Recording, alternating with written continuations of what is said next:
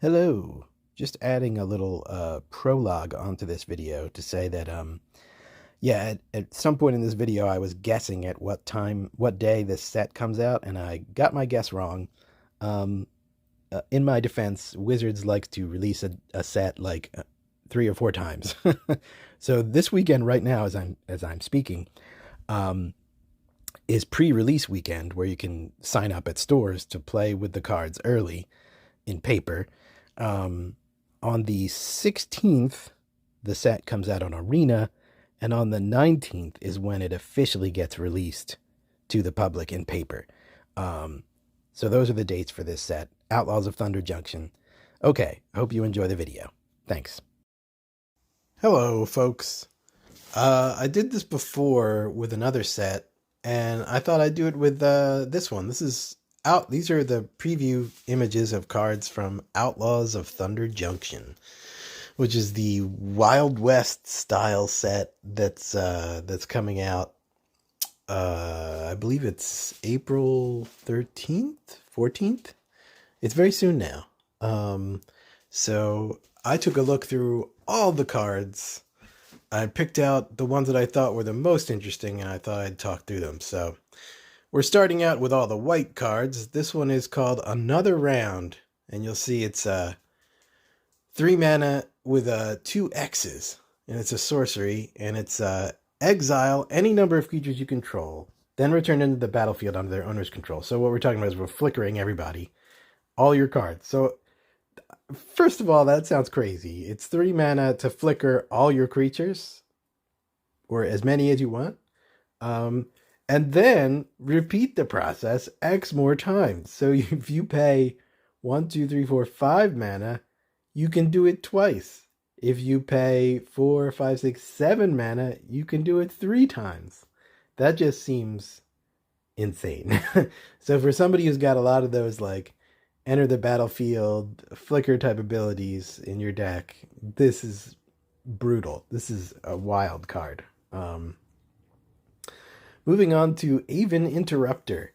Now, this is one of the first ones which that we're looking at here that uses one of the new mechanics, which is plotting.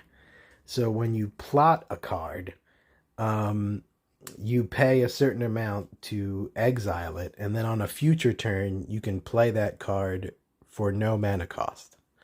So this guy is 3 mana, 2 of them white. He's a 2/2 with flash and flying. So he's pretty cool already. And then when he enters the battlefield, exile target spell. It becomes plotted. So this is very interesting use of this plotting mechanic, I thought. Because you're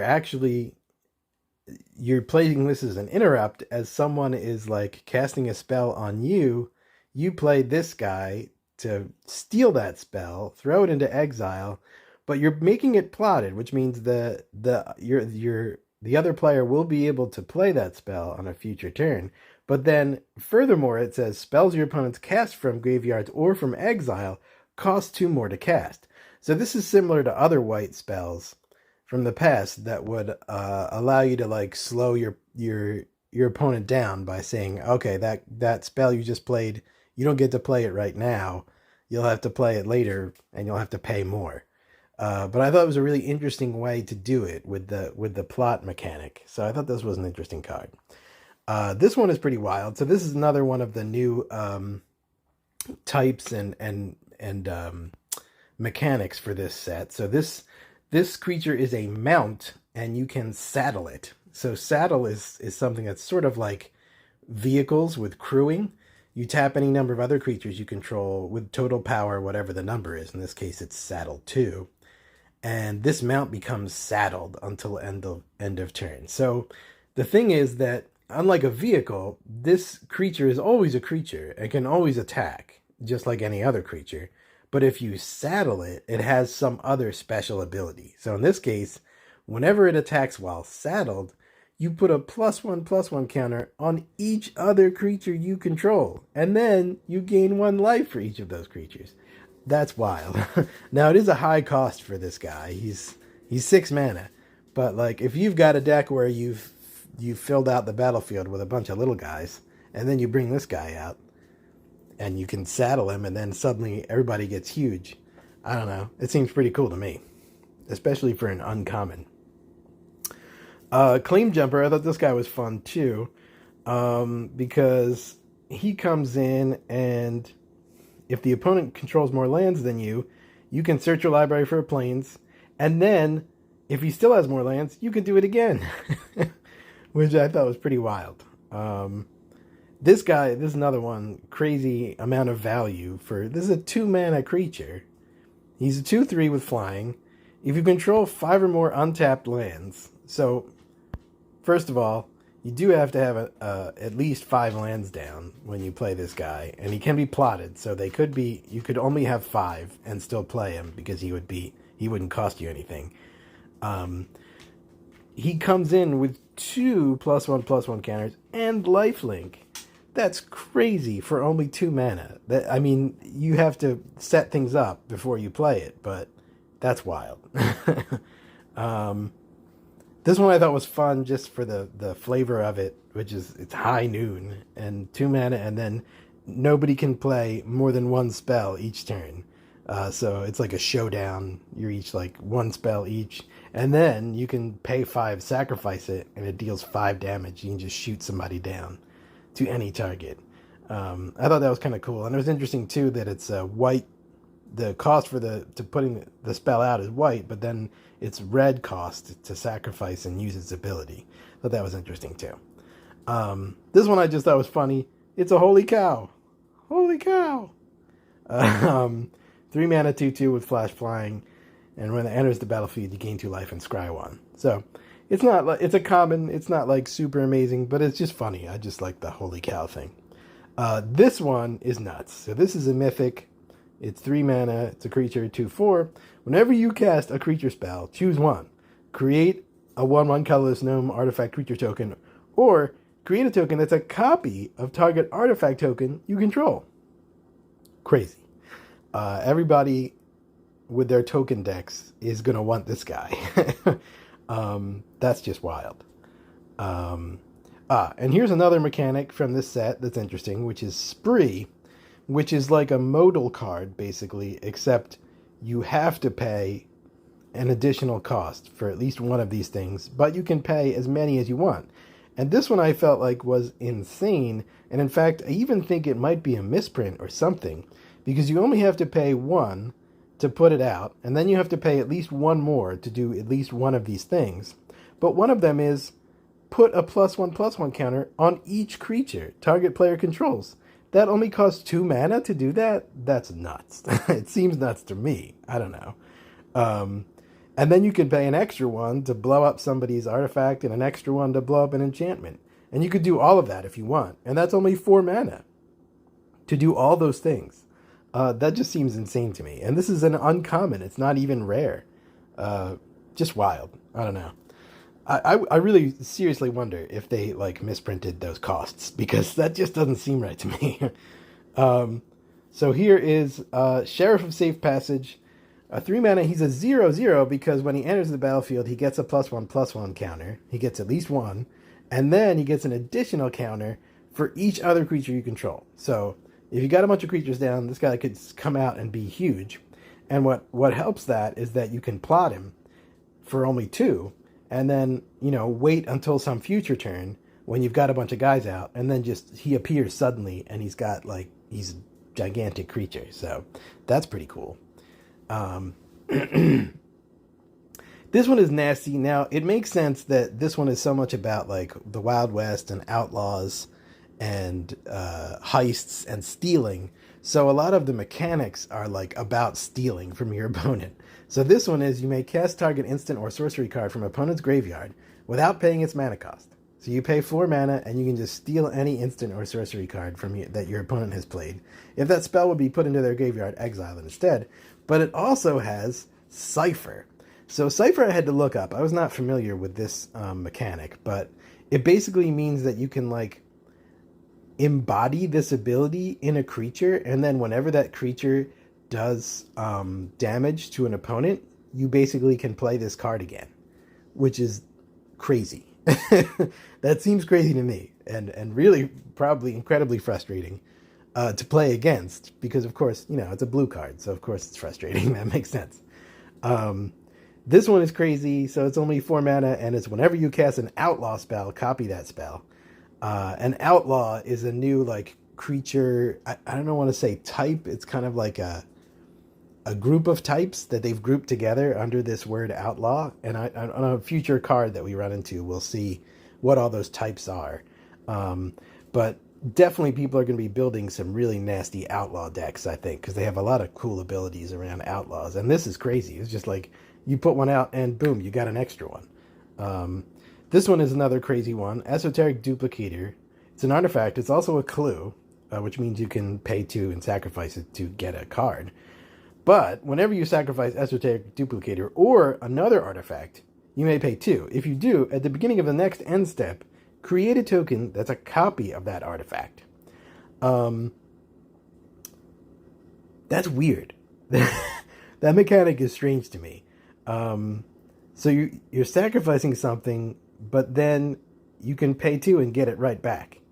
So that's pretty cool. So and if you have a deck that's got a lot of clues and investigating, or that's got like food tokens or blood tokens or something, you can just keep bringing them back for an extra 2. And token decks can be really nasty. So that's an interesting one. And here's Fibble. He's always showing up. This time he's a 3 mana 1/1 with ward 2, and he lets you look at the top of your card at any time, and he lets you plot the top card of your library for its mana cost. You may plot non-land cards from the top of your library. So it basically means like you have an extra card that you can just exile on your turn and play in the future. I thought that was pretty interesting. Spells can just like sit off to the side and you can play them in the future. This is another interesting artifact creation spell here. It's a 3 mana. You can add a blue when you spend it to cast an instant or sorcery with value 3 or less. You may exile that spell instead of putting it in your graveyard, and then you can pay 4, tap this thing, and you can cast any number of spells from among those exiled with your foundry without paying their mana cost. So basically this thing is like, you can use it to cast spells and then keep them in reserve and then trigger it and recast them all again. That's pretty cool. I think that's a cool idea. I like that. Here's Jace. Jace is back. This one is nuts. It's a weird idea here, I think. So it only costs 2 blue mana, this Planeswalker, which is crazy. But the stipulation here is that you cannot cast him during your first, second, or third turns. Even though he's only 2 mana. I don't know why they did that. Like, why not just make him cost more so you have to wait? But I guess maybe they want to control. They're just controlling how long you have to wait to cast him in a different way than the mana cost. I don't know. It seems weird. But he lets you, for a +1, draw a card, then discard a card. Or for a different +1, you can exile a non-land card with mana value 3 or less from your hand. If you do, it becomes plotted, so you can just plot a card from your hand.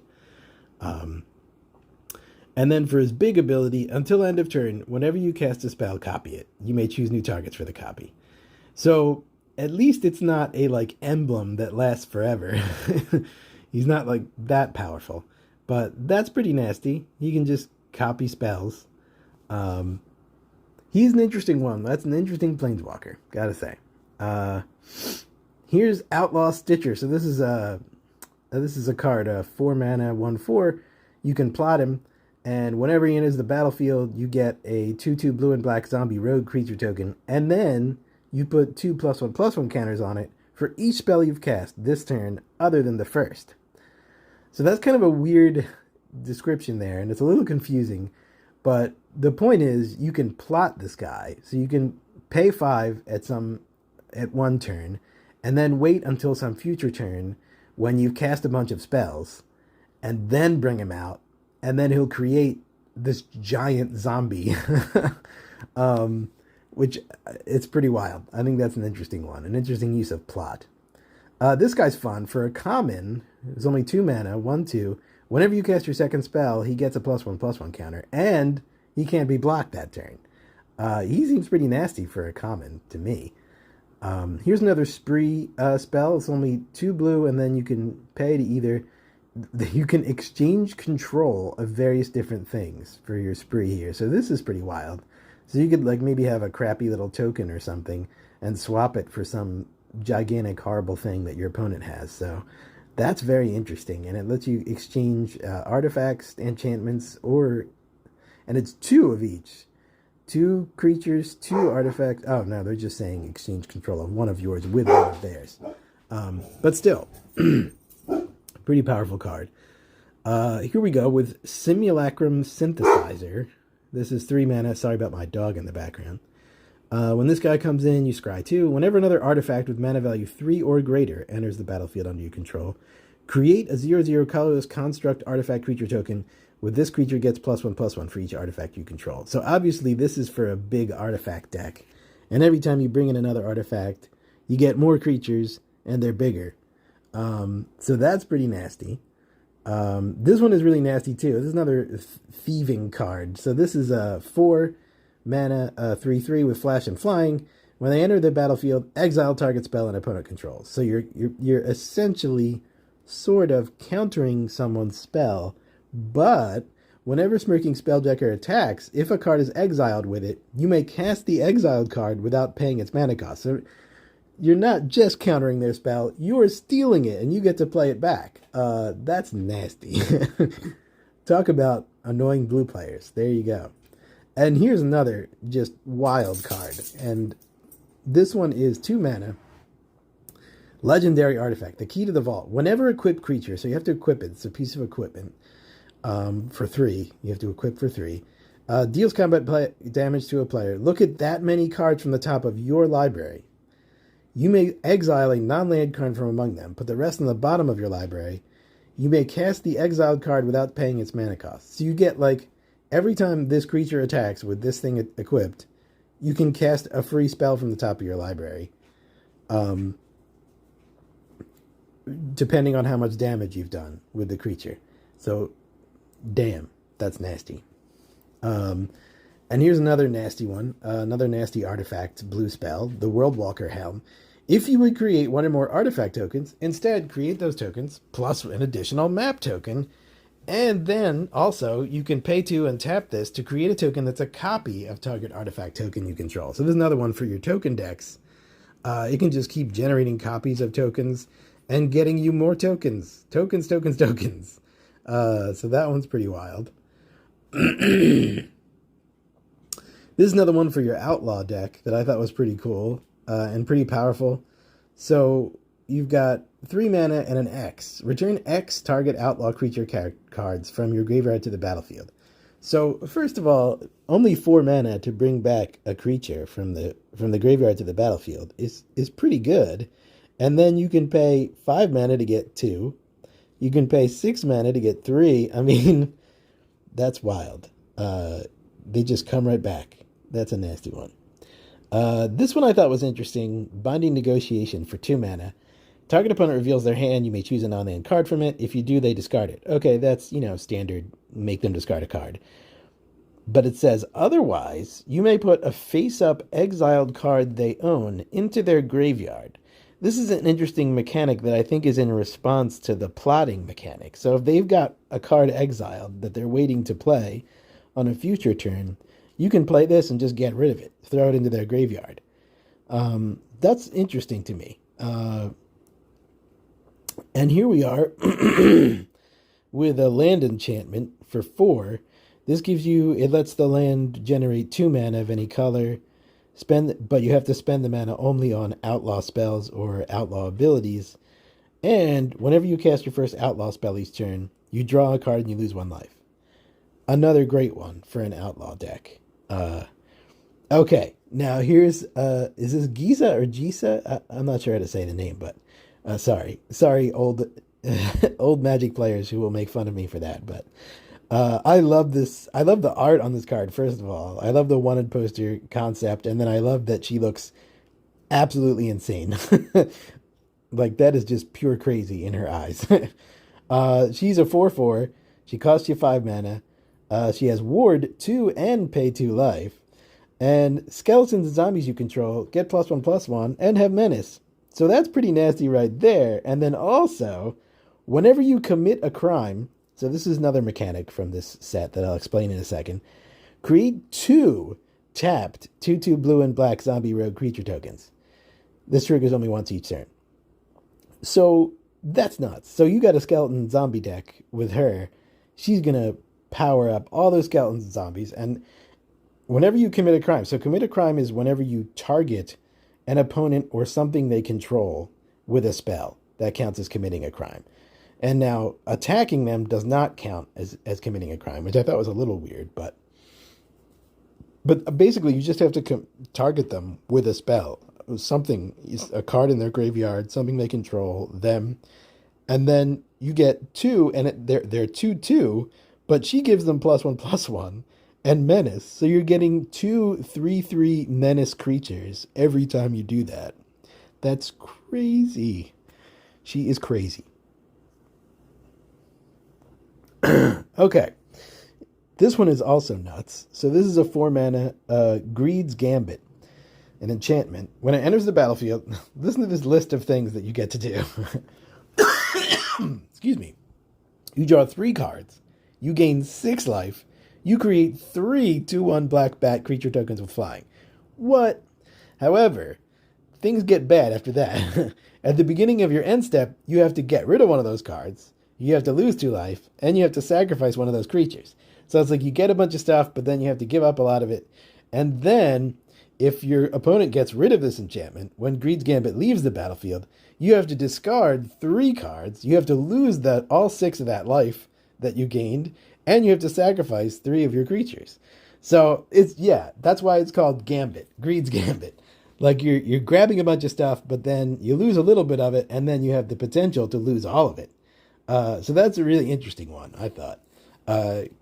Pretty wild card, because you get a bunch of stuff, but then you could lose much worse. Here's a real nasty sorcery for 8 mana. Exile all creatures. Okay, so it's a board wiper, but it's even worse. For each card exiled this way, you may play that card for as long as it remains exiled. Mana of any type can be spent to cast that spell, and then this one doesn't go in your graveyard. You have to exile this one. But that is nasty. So not only are you wiping the board, you then get everything that you wiped in your hand, ready to go. That's crazy. That is a nasty card. Here's another spree for a base of 2, and then you can pay 1 more to search your library for a card, put it in your graveyard, then shuffle. So this is for your folks who are going to be digging in their graveyard to bring things back. Or you can pay an extra 2 to return up to 2 creature cards with total mana value 4 or less from your graveyard to the battlefield. That's a pretty strong card. For only 4, you get 2 creatures back from your graveyard, and you could grab one from any card from your library and stick it in there for that extra 1. So, wow. And total mana value 4 or less, that includes Sheoldred the Apocalypse. So, damn. You could just go seek him out and stick him on the battlefield. That's nasty. So I thought it was interesting that they included ninjutsu creatures with this set. It doesn't seem to really quite fit with the Wild West theme, but okay.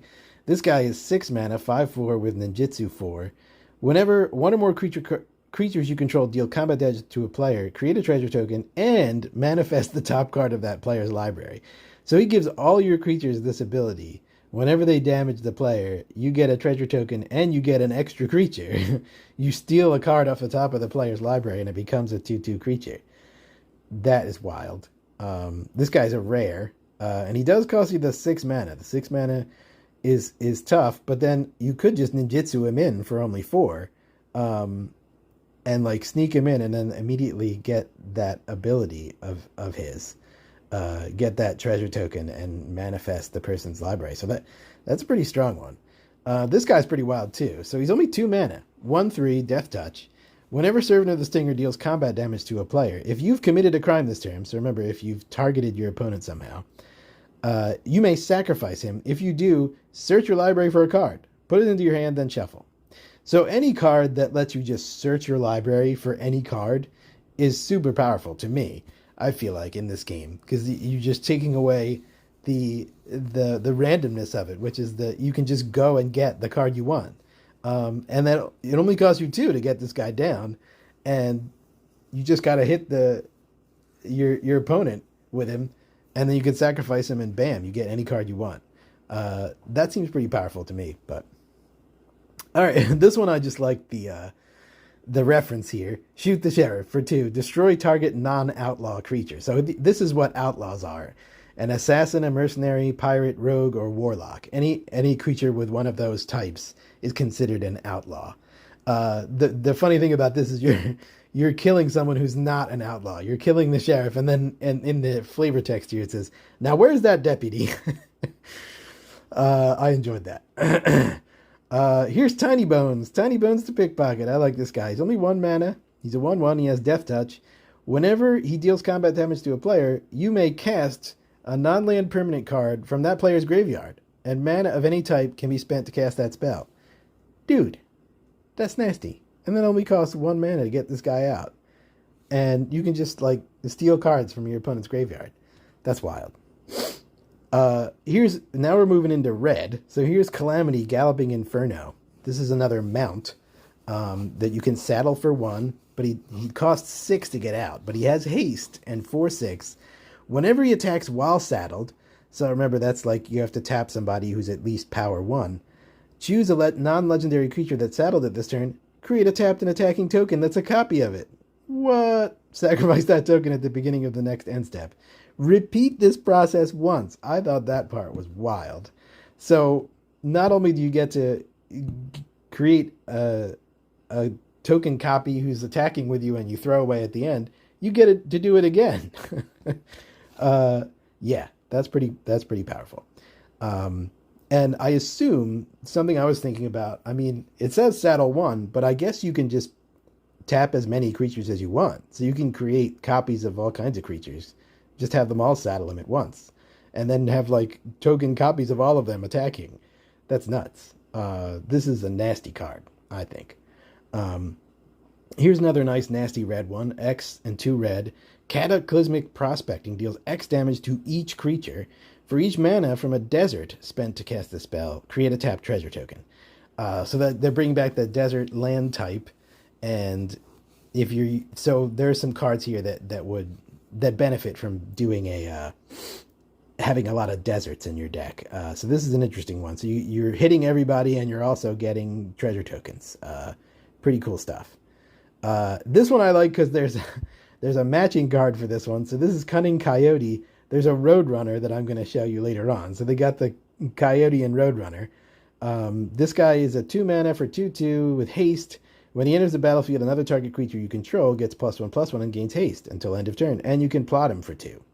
So that's really cool. He can just jump in, give somebody else haste that you maybe have put out right before him. Some big nasty guy. And then boom, boom. Your classic fast hit hard red card there. Here's a fun one. I like the art here. Dead Before Sunrise, 4 mana. Until end of turn, outlaw creatures. Again, great for your outlaw deck. You control get +1/+0 and gain tap. This creature deals damage equal to its power to target creature. So that's wild. So you can this is an instant. You can just throw this out and then suddenly tap your dudes to shoot somebody down. I thought that was cool. That seems almost more like a green card to me, like to have them do damage equal to their power to a target creature. That seems like a green card, but the fact that it's an instant and it affects outlaws, I guess. I don't know. That's an interesting one. Here's Elemental Eruption. So this one is nasty. I know I keep saying that, but damn. This one is a 6 sorcery. Create a 4/4 red dragon elemental creature token with flying and prowess. So that's pretty nasty. But it also has Storm. When you cast the spell, copy it for each spell cast before it this turn. Now, obviously, you need to get a lot of mana before you can really pull this off and have it be really nasty. you'd want to be able to cast a bunch of little spells before you cast this one. And this does not have plot, which would make it really, really nasty if you could have this one sitting out and then cast a bunch of little spells and then just drop it down and suddenly you've got a whole army of dragons. That would be really nasty, but it's not quite that powerful, but it's still pretty nasty. This is another spree card, the Great Train Heist. This lets you do this horrible thing where you can untap all your creatures and get an extra combat phase. And it also lets you give them all +1 and gain first strike. And it lets you choose an opponent, and whenever a creature you controls deals combat damage to that player this turn, create a tap treasure token. So yeah, that's pretty powerful. Those extra combat things can be really nasty. Here's another X card. X and 1 red. Hell to pay deals X damage to target creature. Create a number of tapped treasure tokens equal to the amount of excess damage dealt to that creature this way. That's a pretty nice one. I like the focus on damage and stealing and treasure. That all makes sense for a Wild West deck. Here's Hellspur Posse Boss for 4 mana, 2/4, Lizard Rogue. Other outlaws you control have haste. So this guy gives... So he's a 2/4 for 4 mana. He gives all your outlaws haste, and when he enters the battlefield, you get 2 1/1 red mercenary creature tokens. Now, these creature tokens show up a lot in this set. They're mercenaries, and you can tap them to target, to make another creature that you control get +1/+0 until end of turn. Those show up a lot on different cards.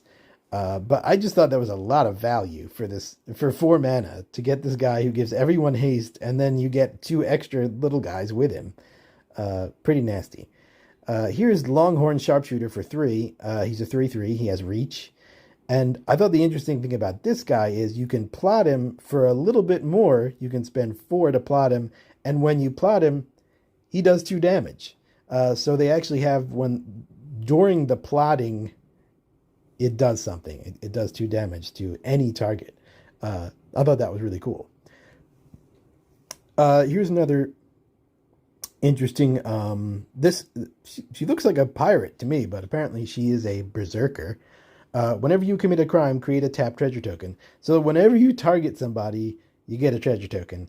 That's pretty cool. Now, I think pretty much every single one of these commit a crime abilities only triggers once each turn, or else they would really be way out of control, I guess.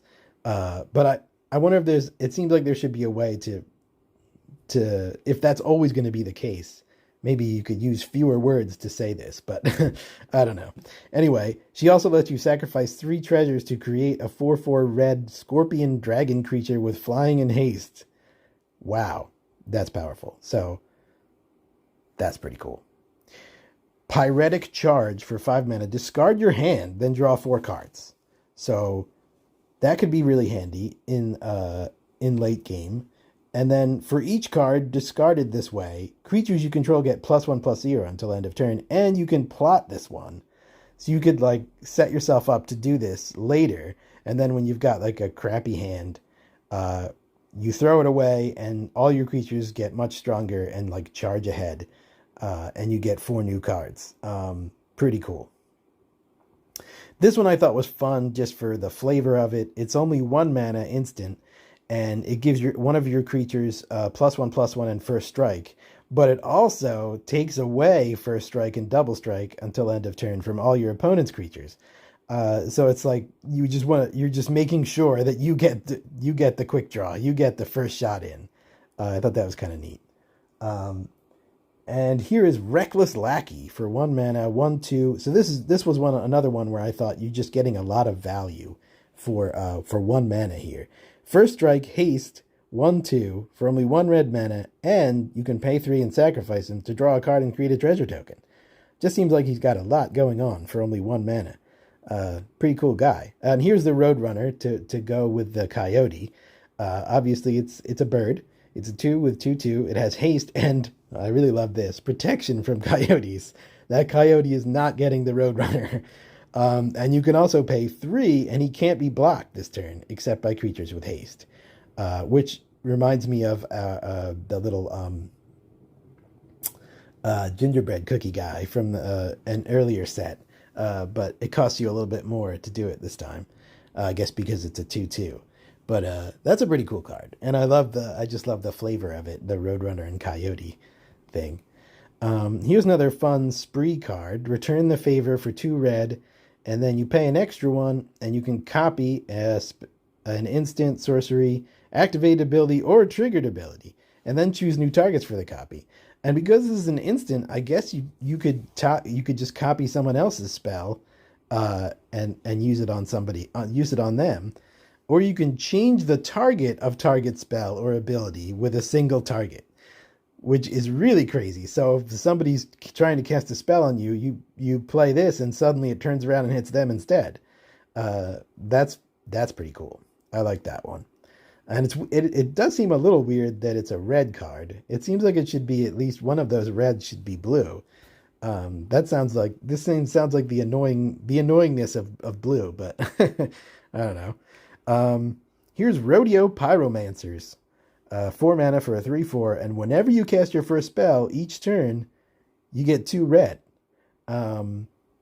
This just makes red players even more horrible. They get an extra 2 red mana like every turn. Crazy.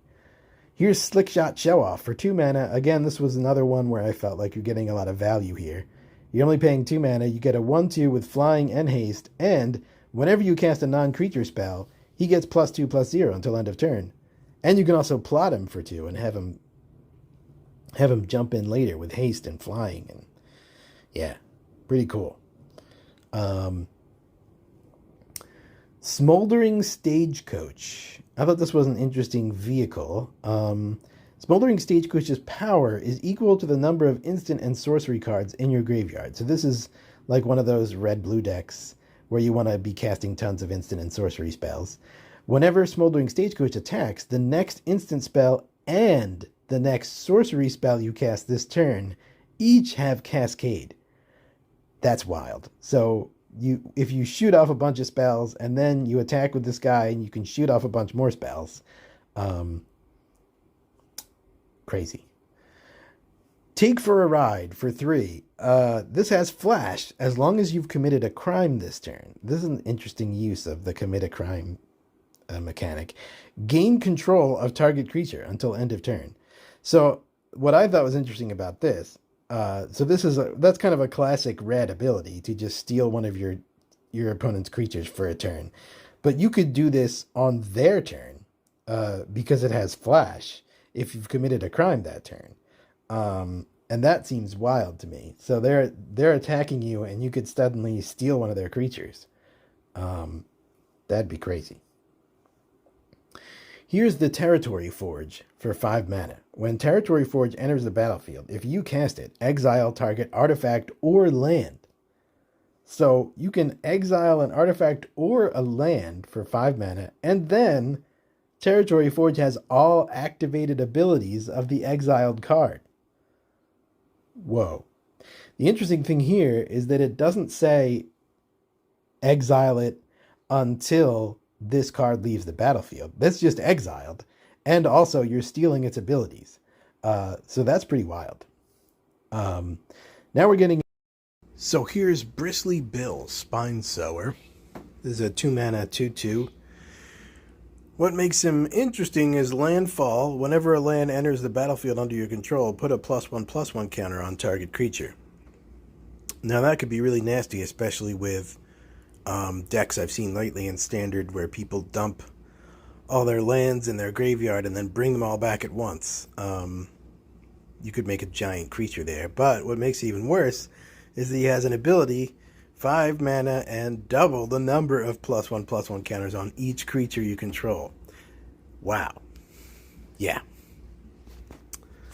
Next up we have Colossal Rattleworm, which is cool art, and also it's only 4 mana, and it's a 6/5 creature with trample, and it has flash if you control a desert. This thing could just drop in on the on the battlefield in the middle of somebody else's turn. It's enormous. And you can also pay 2 and exile from your graveyard to search your library for a desert, put it on the battlefield, tap, then shuffle. So he has land fetch after he's dead. Wow. Big, nasty guy. Dune Chanter. 3 mana, 2/3. Plant Druid with reach. Lands you control and land cards you own that aren't on the battlefield are deserts, in addition to their other types. That's a fascinating... It's a fascinating bit of text there. What is that? When is that going to come into play? Why does it matter if land cards that aren't even on the battlefield are deserts? I'm curious about that. Anyway, then it says lands you control have add 1 mana of any color, which is, wild. And then you can also tap him to mill 2 cards and gain 1 life for each land card milled that way. That guy's pretty powerful. Freester Commando. This is a 3 mana 3/3 Centaur Mercenary. Freester Commando enters the battlefield with 2 +1/+1 counters on it if it wasn't cast or no mana was spent to cast it. Now it has a plot 4, so they're basically saying you want to plot this guy. Plot him for 4, and then when he comes in, when you cast him for no mana, he's going to come in with 2 +1/+1 counters. That's pretty cool. It's another Hydra. This guy might have to go in my Hydra deck. Gold Vein Hydra, X and 1 green. He has Vigilance, Trample, and Haste, and he enters the battle with X +1/+1 counters on it, so very much like other Hydras we've known. When Gold Vein Hydra dies, create a number of tapped treasure tokens equal to its power. So that's interesting. That reminds me of Smaug from the Lord of the Rings set. Next up, we have Hour of Promise, a sorcery for 5 mana. Search your library for up to 2 land cards, put them onto the battlefield tapped, then shuffle. That's, that's familiar. There's a Invasion of Zendikar, I think it is. A battle that everybody likes to use to fetch 2 lands like that. But it also has, then, if you control 3 or more deserts, create 2 2/2 black zombie creature tokens. So this is another one for your desert deck. Not only do you fetch some lands, you also get some creatures out of it. So that's really cool. This one is really interesting and strange. It's an enchantment, Omen Path Journey, 4 mana. When Omen Path Journey enters the battlefield, search your library for up to 5 land cards that have different names. Exile them, then shuffle. Alright, so we get to go and get 5 lands, as long as they have different names.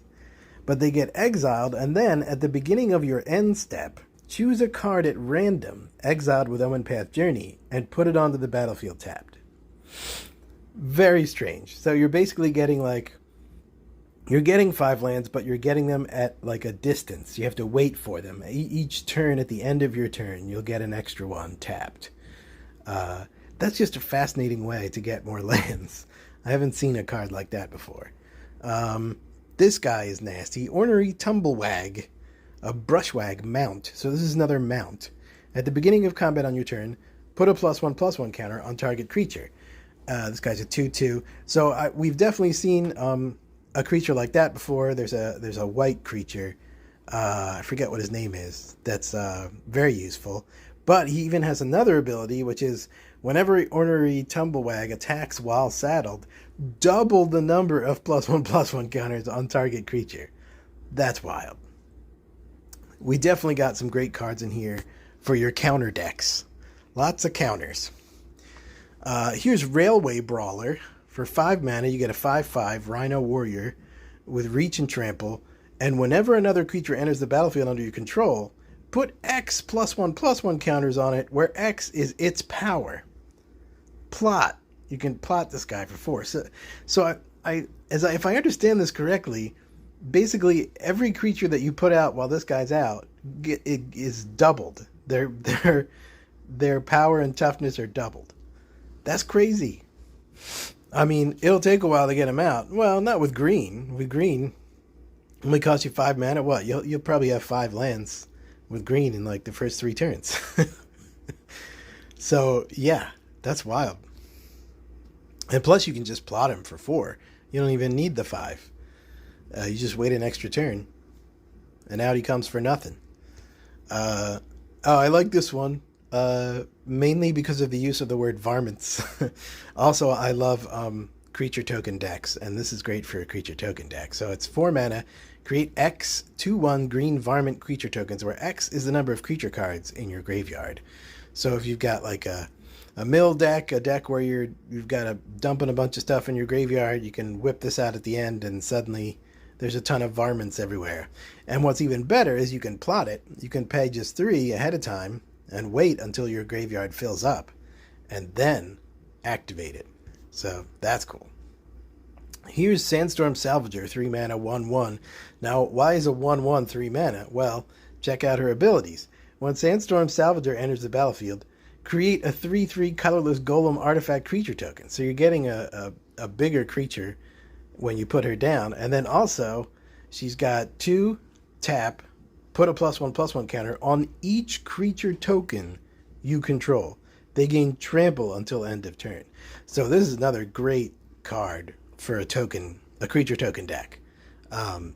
Just power up all your creatures and give them trample, and they just trample all over somebody. She's pretty cool. Here's Savvy Trader, 4 mana, 3/3. When Savvy Trader enters the battlefield, exile target permanent card from your graveyard. You may play that card for as long as it remains exiled. So that's cool. She can basically take a card out of your graveyard and let you play it whenever you want. And then spells you cast from anywhere other than your hand cost 1 less to cast. So she also makes it so it costs less. And that would also affect other cards in exile for other reasons, like with flashback or something. So that's pretty cool. Here's another spree card, Smuggler Surprise. We've got this one can mill 4 cards and then put up to 2 creature and or land cards from among the milled cards into your hand, which is very nice.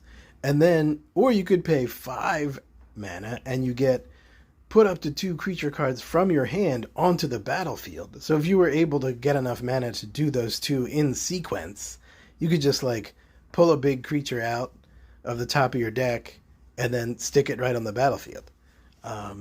And then you can also, the final ability is creatures you control with power 4 or greater gain hexproof and indestructible until end of turn. That's a nice one. I also like the sort of Wild West take on the Troy, the invasion of Troy here. That's pretty cool. Another spree. This one is Trash the Town. 3 mana to put 2 +1/+1 counters on the target creature. That's nice. Target creature gains trample until end of turn for another mana. And then for another mana, until end of turn, target creature gains whenever this creature deals combat damage to a player, draw 2 cards. That sounds like a blue ability, but like buffed up. And that only costs you 2 mana to get that. That's pretty nice. Yeah, and a reminder that you don't have to... You have to pick one of these, but it doesn't matter. You can pick as many as you want, and as long as you pay the cost, it doesn't matter the order. It's not like you have to do the first one and then the second one. So you can pick any one of these. Here's your classic giant green dinosaur. 7 mana for a 6/6 with trample. Whenever Vaultborn Tyrant or another creature with power 4 or greater enters the battlefield under your control, you gain 3 life and draw a card. When Vaultborn Tyrant dies, if it's not a token, create a token that's a copy of it, except it's an artifact in addition to its other types. So it spawns another one of itself when it dies. Nasty. And this ability to get 3 life and draw a card whenever another big creature comes out. Very nice. Now we're getting into the multicoloreds. So here we have Akul the Unrepentant, 2 black, 2 red, for a 5/5 legendary, excuse me, legendary Scorpion Dragon Rogue with flying and trample. Pretty good, right off the bat there. And he also has a very nasty ability, which is sacrifice 3 other creatures. You may put a creature card from your hand onto the battlefield. Activate only as a sorcery and only once each turn. So this is a great card for a deck where you can slip in some real expensive creatures. Get this guy out and he'll just plop them down onto the battlefield for nothing. Now, it is tricky because it isn't really for nothing. You have to sacrifice 3 other creatures, so you gotta have a deck where you're like, got a bunch of tiny creatures, this guy, and then some big ones that you can drop out with him. So it will take some crafting and some luck, but he could do some nasty stuff. Here's another fun one. This is Annie Flash, the Veteran, a legendary human rogue. 3 colorless and then red, green, and white. She's a 4/5 and she has Flash. That makes sense since she's Annie Flash. When she enters the battlefield, if you cast it, return target permanent card with mana value 3 or less from your graveyard to the battlefield tapped. That's pretty good. And then, whenever she becomes tapped, exile the top 2 cards of your library. You may play those cards this turn. So that's one of those classic, like, red abilities. Pretty neat. She's not, like, amazing, but she's got some pretty cool abilities there. And here's the kind of, accompanying legendary enchantment. There's a number of these in the set, where they have a particular legendary creature joins up. So I guess this is like you're assembling your team for a heist or something, and they're joining up. So this one is 1, and then a red, a green, and a white. When any joins up enters the battlefield, it deals 5 damage to target creature or planeswalker an opponent controls. Very nice. If a triggered ability of a legendary creature you control triggers, that ability triggers an additional time. That's always nice and very powerful. So, very nice little enchantment there. Assimilation Aegis. This one I thought was very interesting. So, it's 1, a white, and a blue. It's an artifact, and it's also a piece of equipment. But here's the wild thing about it. It exiles up to 1 target creature when it enters the battlefield. Then, if you equip it to somebody, for as long as it's attached to it, that creature becomes a copy of a creature card exiled with Assimilation Aegis. Wild. So you're stealing your opponent's creature. You're exiling it and then making one of your creatures a copy of it. That is cool. That is a really interesting card. I haven't seen anything quite like that before, so I thought that was very interesting. Next up is At Knife Point. For 1, a black, and a red, an enchantment. As long as it's your turn, outlaws you control have first strike. So this is great for one of these outlaw decks. I'm definitely excited to build an outlaw deck. Outlaws, as it points out here, are any creature that is an assassin, a mercenary, a pirate, a rogue, or a warlock. They're all outlaws. And whenever you commit a crime, create a 1/1 red mercenary creature token with tap, target creature you control gets +1/+0 until end of turn, activate only as a sorcery. This ability triggers only once each turn. So those little mercenary creature tokens pop up a lot. And of course, all of those are outlaws. So you can leverage that for your outlaw deck. So that's pretty cool. Here's an interesting guy. Legendary vampire noble Baron Bertram Greywater. For 2, a white and a black. He's a 3/4. Whenever 1 or more tokens enter the battlefield under your control, create a 1/1 black vampire rogue creature token with lifelink. Triggers only once each turn. So this is for your token decks. Whenever you get a token, you get an extra token. A little vampire to go along with it. And he also has pay 2, sacrifice another creature or artifact, draw a card. So you can also blow up those guys that you're bringing in to get you more cards. Very nice. I really like this one because it has the Paul Bunyan connection here. They switched the name around and did a gender flip. So it's Bonnie Paul, the Clear Cutter, legendary giant scout, 6/5, and it'll cost you 6 mana, 3 colorless, a green, and 2 blue. Not really colorless, I shouldn't say that. I should say 3 of any color. Anyway, she has reach, and when she enters the battlefield, you create Bo, a legendary blue ox creature token, with this creature's power and toughness are each equal to the number of lands you control. Damn, that's a big ox. Whenever you attack, draw a card. Then you may put a land card from your hand or graveyard onto the battlefield. Wild. A lot of abilities there. And this is only a rare. This is not a mythic, which is pretty wild. That is a nice card. I guess because it costs you 6 mana, so they figure the extra cost, you can just make it a rare instead of a mythic. I don't know. But it's pretty great, I think. And I love the flavor of it. I love the the big blue ox and the Paul Bunyan connection. Very nice. Here's Bruce Tarl, Roving Rancher. He's 2, a red and a white. He's a 4/3. Oxen you control have double strike. So we had an ox over here. Now I wonder if this ox, yeah, I guess that counts, right? That bow would be an ox, an oxen for this guy. So this, you could maybe fit these together. Although that would be a 4-color deck, which would be a little tricky. But this is great for an oxen deck, obviously. But also, whenever Bruce Tarl, Roving Rancher enters the battlefield or attacks, exile the top card of your library. If it's a land card, create a 2/2 white ox creature token. Otherwise, you may cast it until the end of your next turn. Very nice. So you're either going to be getting an extra card to play, or you're going to be getting an extra token. Pretty cool. Here's another legendary creature. This is Doc Hourlock, Grizzled Genius. So it's like a mad scientist bear, I guess. He only costs you a green and a blue, and spells you cast from your graveyard or from exile cost 2 less to cast. Plotting cards from your hand cost 2 less, and he's a 2/3. That seems really cool. He's only an uncommon, but for only 2 mana to give you those abilities, definitely great for a plotting deck, or for a deck where you've got a lot of things that exile stuff and then let you cast it from exile. So very nice, neat little guy. This one kind of blows my mind because the rule is it's hard to get your brain around. So she's a 1, a white, blue, and a black, 4/4, Ariet the Beger. She's a legendary human warlock with lifelink.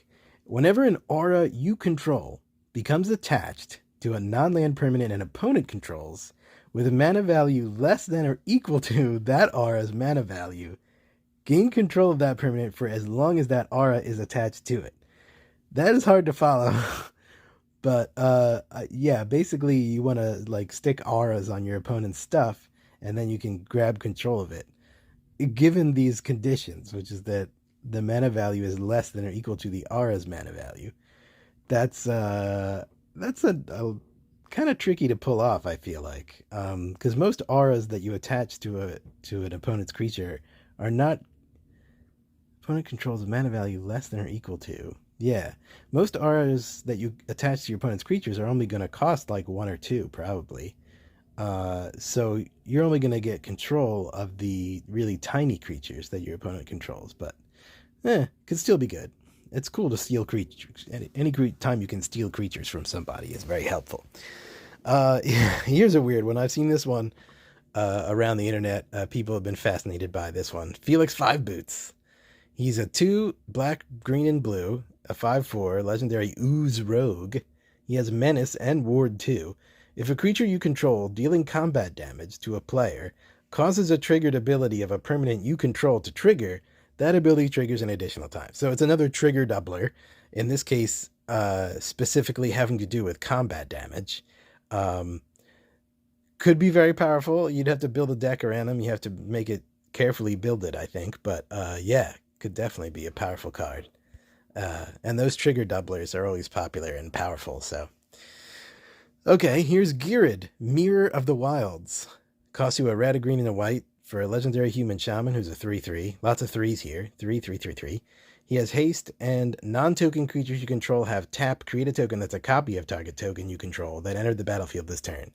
Now there's some caveats there, but this is another great one for a token deck. So if you're making tokens, this guy makes it so that all of your non-token creatures can create more of those tokens. Very nice. Tokens, tokens, tokens. Here is Gonti, Canny Acquisitor. So he's a 2, green, black, and blue. He's a 5/5 Etherborn Rogue. Spells you cast but don't own cost 1 less to cast. So this guy's all about stealing your opponent's spells. Whenever one or more creatures you control deal combat damage to a player, look at the top card of that player's library, then exile it face down. You may play that card for as long as it remains exiled, and mana of any type can be spent to cast that spell. And of course, as the first line said, it will cost you 1 less. So every time you hit somebody, you're stealing a card, and you can cast it for 1 less. Pretty nice. That's a nasty card. Yeah, very interesting guy there. He's a mythic. Moving on, here's Greywater's Fixer. He's 2, a black and a red, lizard mercenary, and 4/4. And this is another one that's great for your Outlaws decks, because not only is he an outlaw, he has the ability that each outlaw creature card in your graveyard has Encore X, where X is its mana value. So he keeps bringing all of your outlaws back to life, for one last chance anyway. Encore meaning you can play it again from your graveyard, and then you have to sacrifice it. But that is pretty cool stuff. Hazazon, Shaper of Sand. So this is another 3 for 3. The 3 this time being a red, a green, and a white. Legendary human warrior with Desert Walk, which means he can't be blocked as long as defending player controls a desert. That always confuses me. That this walk ability, the swamp walk, desert walk. I always have to think about it. Like, wait, do I have to have a desert? He has to not have it, or he has to have a desert? Anyway, you may play desert lands from your graveyard. So this guy's all about deserts. Whenever a desert enters the battlefield under your control, create 2 1/1 red, green, and white Sand Warrior creature tokens. I thought that was pretty cool. He's got a number of cool abilities there. For only 3 mana, he's letting you, he's giving you this desert walk thing. He's giving you lands you can play from your graveyard, and he's giving you this landfall ability where you're creating 2 tokens whenever a desert comes in. So very nice. Lots of abilities there. Here's another, so that's a token guy. Here's another token guy. Lots of fun stuff for the token decks here. This guy is Kambal, Profiteering Mayor. He's a 1, a white, and a blue, a black, I'm sorry. A 2/4 legendary human advisor. Whenever 1 or more tokens enter the battlefield under your opponent's control, for each of them, create a tap token that's a copy of it. This ability triggers only once each turn. Whenever 1 or more tokens enter the battlefield under your control, each opponent loses 1 life and you gain 1 life. So this is this is not only pretty cool for a token deck for yourself, it's also great against people who are trying to play a token deck. Because as their tokens come out, you just get copies of them, and then they keep then whenever your tokens come out, they're losing life and you're gaining it back. That is a cool card. That is going to be very dangerous and frustrating. That's an interesting one. Here's another one of these joins up legendary enchantments. And this is a green, a white, and a blue. When Kellen joins up enters the battlefield, you may exile a non-land card with mana value 3 or less from your hand. If you do, it becomes plotted. Very nice. So you just, one of your cards, you just like store it for a future turn to play. Whenever a legendary creature enters the battlefield under your control, put a +1/+1 counter on each creature you control. Real nasty. So you want a legendary deck here, lots of legendaries, and whenever they come out, everybody gets bigger. Very nice. That's a nice little enchantment, I think.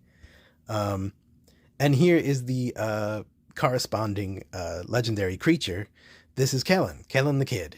Also a green, white, and blue, a 3/3 with flying and lifelink. Whenever you cast a spell from anywhere other than your hand, which of course would count plotted spells, you may cast a permanent spell with equal or lesser mana value from your hand without paying its mana cost. This reminds me of abilities like Discovery or what am I thinking of? I don't know. Storm, I guess I'm thinking of. I don't know. I can't remember the ability name, but it's sort of reversed almost. So if you're playing a spell from other than your hand, then you get to play one from your hand for free. If you don't, you may put a land card from your hand onto the battlefield. So if you don't have one you can cast, you can just throw a land out instead. So very nice. For only 3 mana, that is some good stuff. This guy's a mythic, so he'll be hard to find, I guess. Here's Kiri, Talented Sprout, a 1, a red, a green, and a white. Just a 0/3, but it's a plant druid, and it gives you other plants and tree folk you control get +2/+0. So obviously you're building a plant treefolk deck around this guy. At the beginning of your post-combat main phase, return target plant, treefolk, or land card from your graveyard to your hand. And that's very nice. So I'm not sure I've ever heard of something that happens at the beginning of your post-combat main phase. That seems very specific, a specific moment in the sequence of a turn, but it's interesting. And then you can send your plant and treefolk out, and if they die, they just come right back into your hand and you can cast them again. Pretty neat. I think it might be a little tricky to get a decent deck out of this, but maybe not. I think you could probably do some pretty strong stuff with this, especially the fact that it's a +2/+0. So those plants and treefolk are going to get a lot stronger.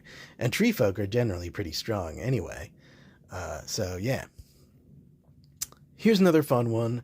Legendary Zombie Horror, 2 for blue and red, 2/3, flying. Whenever you cast your second spell each turn, put a +1/+1 counter on Crom, Violent Cacophony, and draw a card. So the second spell thing, the blue and red decks often have that kind of concept, cards that are built around that concept, where you have to be casting lots of spells to activate things. But this one is quite a nice reward. The second spell, not only do you get the +1/+1 counter, you also get another card. Pretty handy. This guy's Laughing Jasper Flint. 1, a black and a red. He's a 4/3 Lizard Rogue. Creatures you control but don't own are mercenaries, in addition to their other types. So we've seen this before, the spells you control but don't own on a previous card. This guy is about stealing creatures and turning them into mercenaries for you. And so this is another great, like, for an outlaw deck. At the beginning of your upkeep, exile the top X cards of target opponent's library, where X is the number of outlaws you control.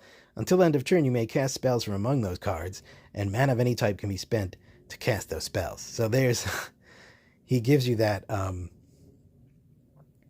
he's turning people into mercenaries, and he gets to you get to steal one at the beginning of your upkeep every turn. That's so nasty. That's a nasty card. I like that guy. And here's another guy, very similar kind of concept here. Lazav, Familiar Stranger. 1 blue and black, legendary shapeshifter. He's a 1/4. Whenever you commit a crime, put a +1/+1 counter on him. Then you may exile a card from a graveyard. If a creature card was exiled this way, you may have Lazav become a copy of that card until end of turn. This ability triggers only once each turn. Pretty nice.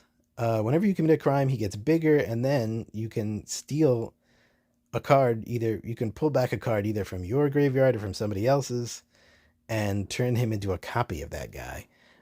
Pretty cool stuff.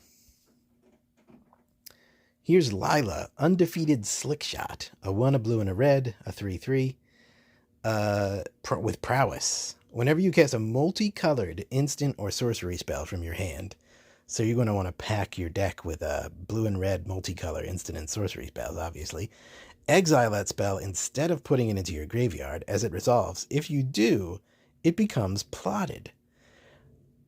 Pretty cool. So basically that means that whenever you cast a multicolored instant or sorcery, you're putting it in your, like, loading it into your gun to fire off in a future turn. So you get to play it once and then play it again. Very cool. So, like, everything gets like a double shot almost. Yeah, I like that. That's a neat idea. Here's a nasty one. This little guy, Loot, the key to everything. A green, a blue, and a red. Legendary Beast Noble with Ward 1. Only a 1/2.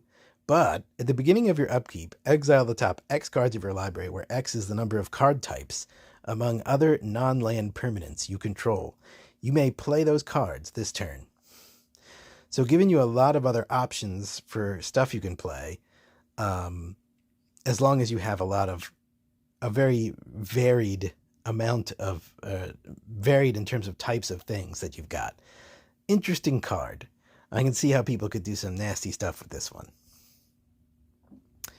Make Your Own Luck. 3 with a green and a blue. Sorcery. Look at the top 3 cards of your library. You may exile a non-land card from among them. If you do, it becomes plotted. Put the rest into your hand. I thought that was interesting. Usually when you get to look at a bunch of cards at the top of your library, You have to pick maybe one or two or something. This one, you ultimately get them all, like, and one of them you get to play for free on a future turn. That's pretty cool. Now, it is only a sorcery, and it does cost 5, so it's not going to be like... It only has that one effect, but it's pretty nice. I think that's a pretty cool one. Miriam Herd Whisperer. A green and a white, legendary human druid. She's a 3/2. As long as it's your turn, mounts and vehicles you control have hexproof. So obviously this is going to be for a mount and vehicle deck. Whenever a mount or vehicle you control attacks, put a +1/+1 counter on it. I always like that. And that's like when it attacks. This isn't like when it does damage. This is like as soon as it attacks, it gets the +1/+1 counter. Very nice. That could be a pretty powerful deck there. Obeka? Splitter of Seconds. A 1, a blue, a black, and a red. Ogre Warlock with Menace. She's a 2/5. Whenever she deals combat damage to a player, you get that many additional upkeep steps after this phase. This is a weird one. I'm not sure I've ever seen a card like that before, where you get extra upkeeps. But obviously, if you have anything that triggers on upkeep, this is going to be great for that.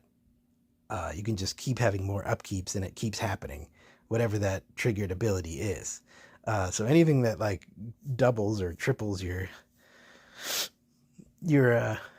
a trigger ability is always nice. So that's an interesting one. I could see people building some interesting decks around that. Here's Oko. Oko's back.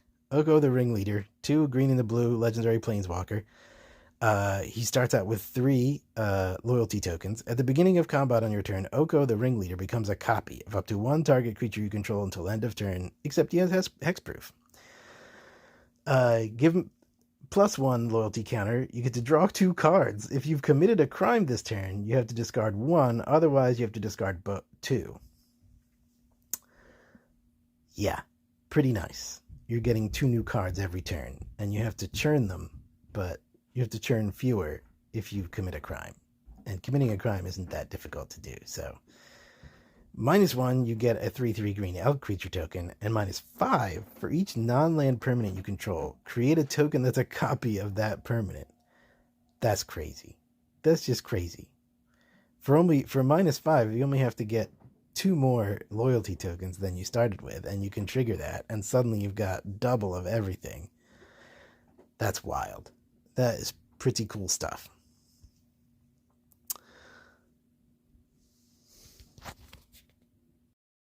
Okay, here's another mythic legendary for you. Olivia Opulent Outlaw. 1 red, white, black.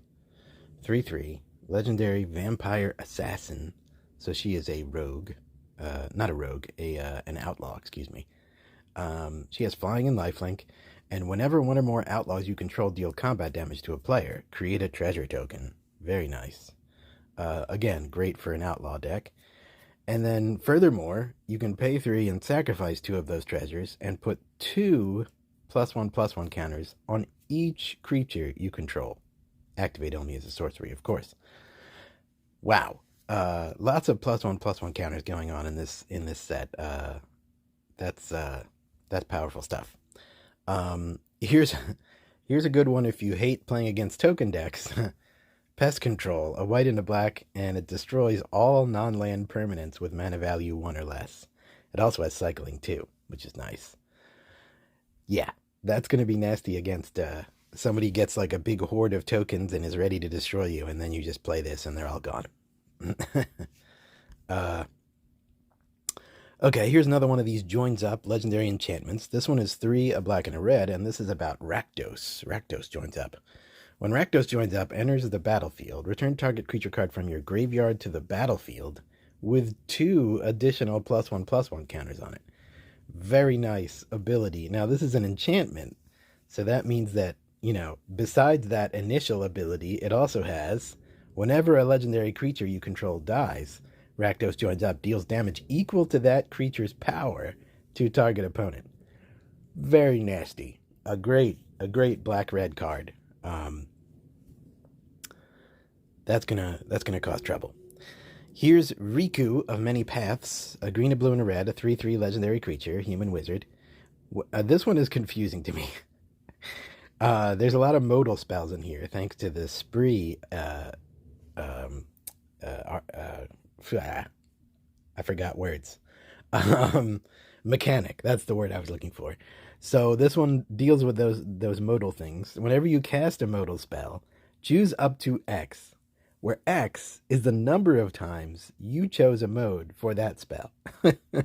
So every time you play a modal spell and this guy's down, if you choose one mode of that spell, then you get to also choose one of these things. And they are exile the top card of your library. Until the end of your next turn, you may play it. So that's a classic red ability. Put a +1/+1 counter, on Riku of Many Paths. It gains trample until end of turn. That's a classic green ability. And the last one is create a 1/1 blue bird creature token with flying. Classic blue ability. So if you manage to get yourself a good load of mana, which with a green deck is not that hard, you can do some nasty stuff with this guy. You play a spree card, you do all the things on the spree card, and then you get all three of these things too. Reminds me a little bit of Aragorn in the Aragorn the Uniter in the Lord of the Rings set, although his ability was even more powerful because it triggered automatically whenever you played any kind of well, this triggers automatically, but whenever you play any kind of multicolor spell, you always got like a trigger of all kinds of different things happening. But this is kind of vaguely similar to that. So, okay, here's another crazy one. Roxanne Starfall Savant.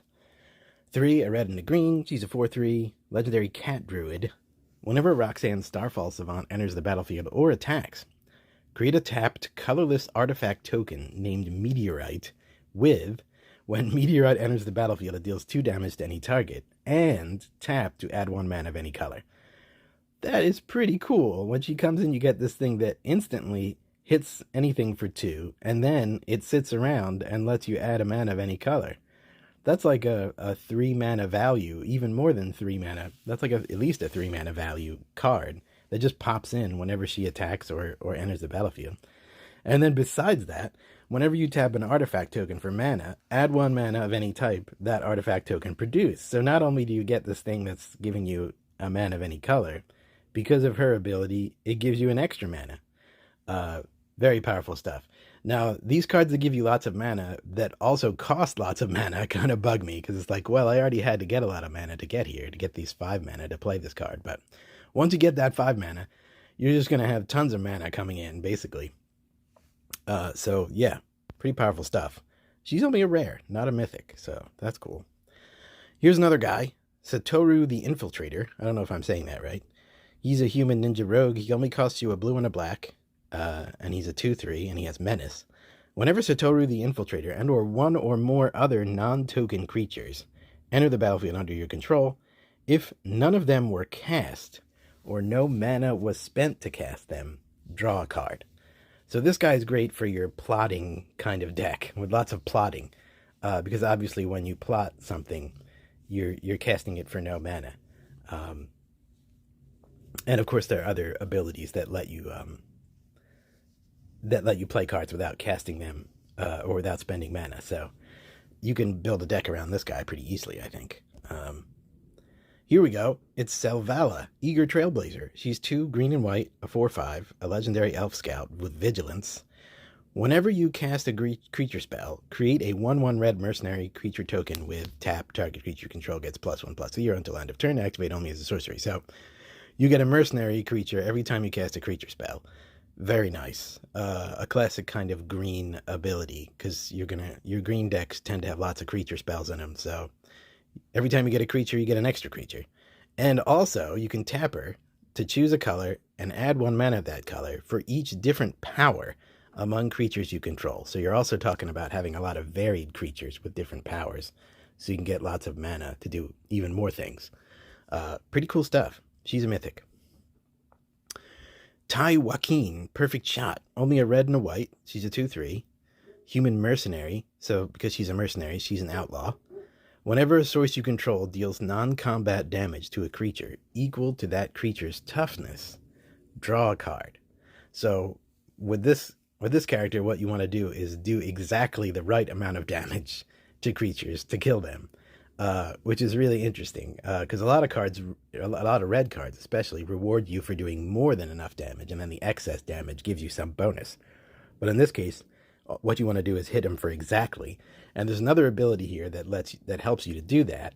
It's you pay X and tap her, and if a source you control would deal non-combat damage to a permanent or player this turn, it deals that much damage plus X instead.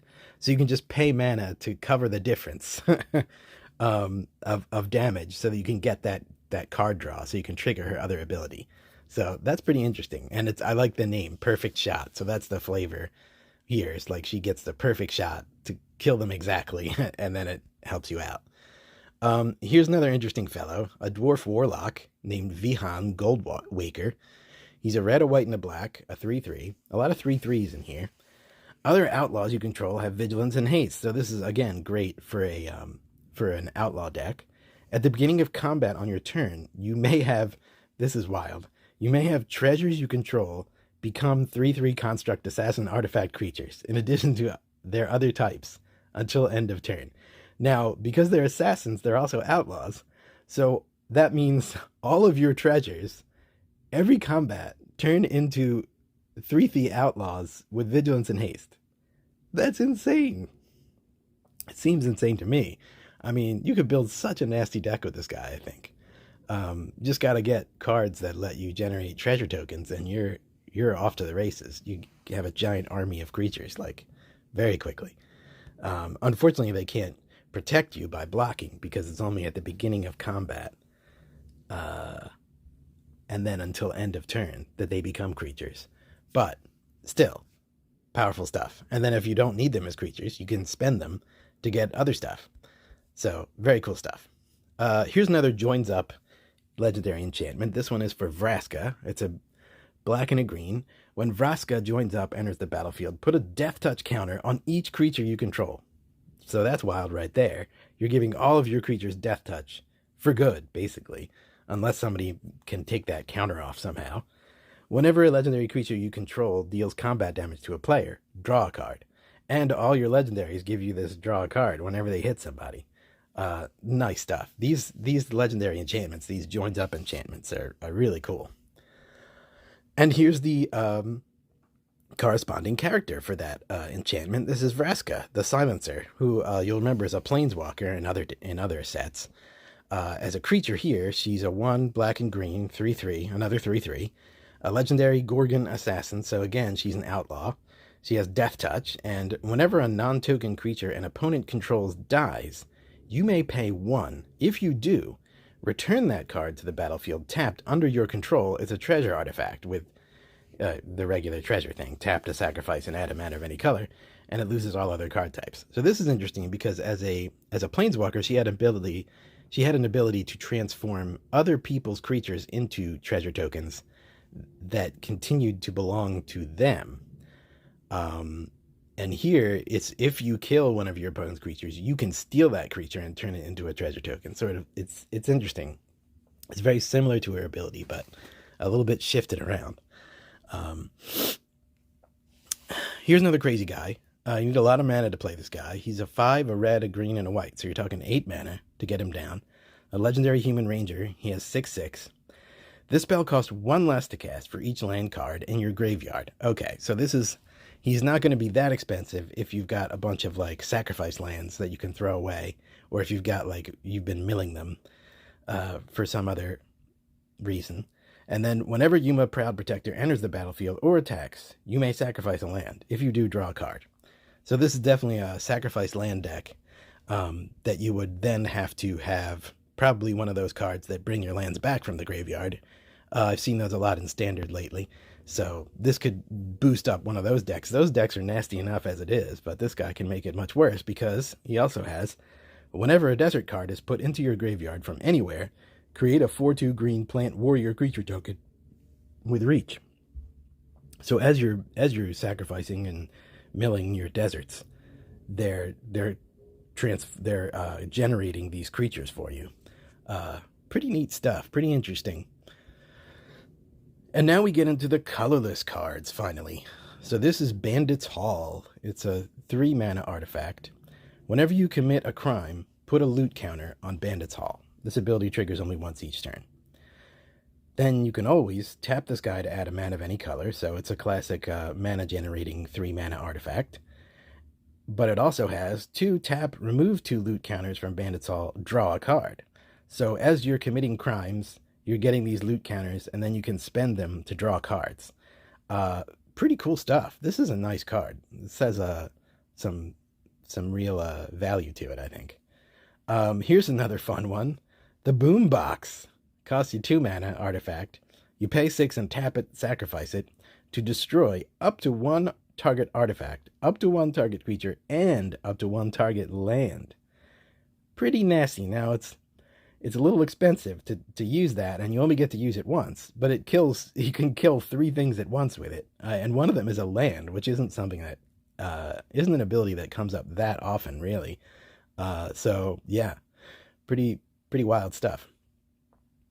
Here's another great 3-mana artifact with a lot of flavor to it to match the set. It's a bounty board. Again, it's an add 1 mana of any color artifact. It also has 1, pay 1, tap it, and put a bounty counter on a target creature. Activate only as a sorcery. Whenever a creature with a bounty counter on it dies, each of its controller's opponents draws a card and gains 2 life. So this one sounds like it's really geared more towards a commander deck. And I see that the set, in fact, the set marker there is OTC, so it's Outlaws of Thunder Junction Commander. So this is specifically, probably comes in one of the precons, or maybe multiple of the precons. But what's cool about it is that I just like the flavor of it, that you're like putting a bounty on somebody, and then when they get killed, everybody gets rewarded, except the controller, of course. So that's fun.